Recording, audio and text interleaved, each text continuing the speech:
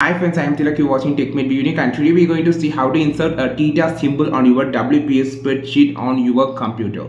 And if you are new to this channel, make sure to click on subscribe and below. We just quickly move on to the video. So how to insert a theta symbol on your WPS spreadsheet on your PC, I'm just going to show in this video. So first of all, you just click on the home insert section on your WPS spreadsheet. Then just click on the symbol option and you will see option on the custom symbol theta symbol here. So this is how you just insert a theta symbol here. So the next way of inserting the theta symbol, if you don't find the theta symbol here, you want a different type of theta symbol, just click on the more symbol option. Now just change this to subset to this and just click this and just go back, and here you can see option on the basic click, and this is another theta symbol. And in the here in this subset, so you can find it on the 15th row.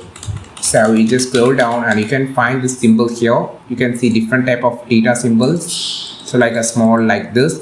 And this is how you just insert the theta symbol on your WPS spreadsheet on your computer. I think this video helped you a lot. Like this video, share this video, subscribe to this channel. We will meet our next video with a super valuable content. This is Tilak signing off from Tech Made Be Unique. Have a wonderful day.